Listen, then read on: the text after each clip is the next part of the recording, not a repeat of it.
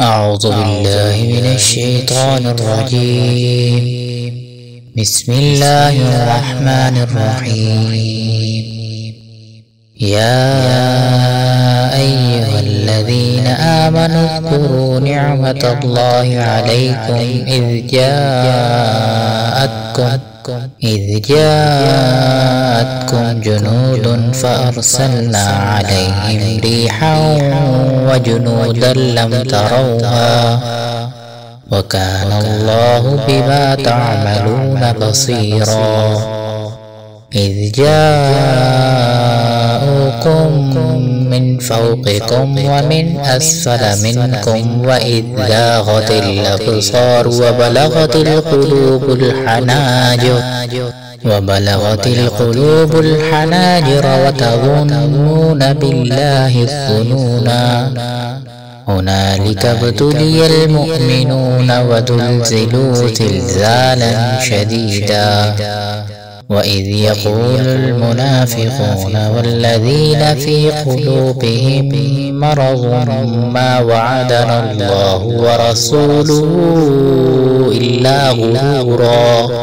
وإذ قالت طائفة منهم يا أهل يثرب لا مقام لكم فارجعوا. ويستأذن فريق منهم النبي يقولون إن بيوتنا عورة وما هي بعورة إن يريدون إلا فرارا. ولو دخلت عليهم من أقطارها ثم سئلوا الفتنة لآتوها وما تلبثوا بها إلا يسيرا.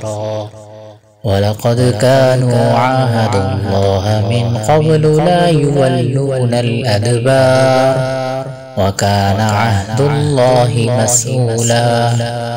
قل لن ينفعكم الفرار إن فررتم من الموت أو القتل وإذا لا تمتعون إلا قليلا. قل من ذا الذي يعصمكم من الله إن أراد بكم سوءا أو أراد بكم رحمة ولا يجدون لهم من دون الله وليا ولا نصيرا. قد يعلم الله المعوقين منكم والقائلين لإخوانهم هلم إلينا ولا يأتون البأس إلا قليلا.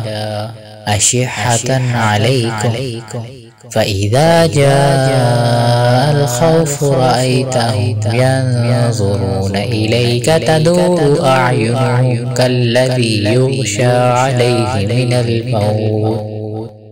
فإذا ذهب الخوف سلقوكم بألسنة حداد أشحة على الخير أولئك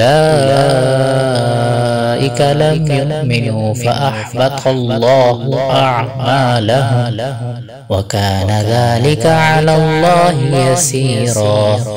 يحسبون الأحزاب لم يذهبوا وإن يأتي الأحزاب يود لو أنهم بادون في الأعراب يسألون عن أنبائكم